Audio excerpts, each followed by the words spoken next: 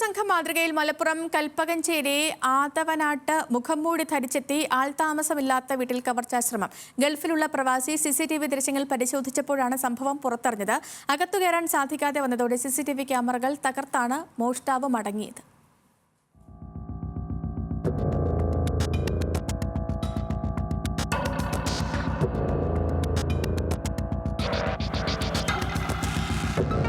വെള്ളിയാഴ്ച രാത്രിയാണ് ആൾതാമസമില്ലാത്ത ആദവനാട് അബ്ദുറഹിമിന്റെ വീട്ടിൽ മോഷ്ടാവ് എത്തിയത്.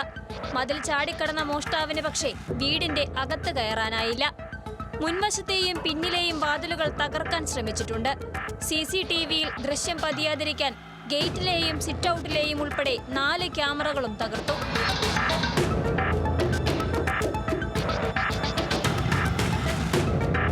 വിവിധ ഗൾഫ് രാജ്യങ്ങളിൽ ബിസിനസ്സുകാരനായ അബ്ദുറഹീം കുടുംബസമേതം വിദേശത്താണ്.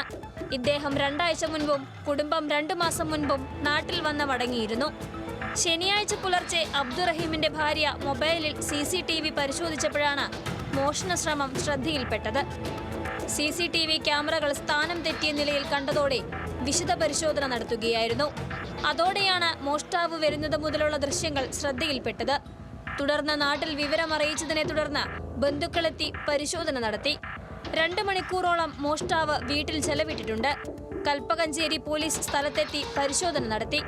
തിരുട്ടു സംഘാംഗങ്ങൾ പല ഭാഗത്തും എത്തിയെന്ന രീതിയിൽ സാമൂഹിക മാധ്യമങ്ങളിൽ വ്യാപക പ്രചരണം നടക്കുന്നതിനിടെ മുഖംമൂടി ധരിച്ചുള്ള കവർച്ചാശ്രമം നാട്ടുകാരെ ആശങ്കയിലാക്കിയിട്ടുണ്ട്.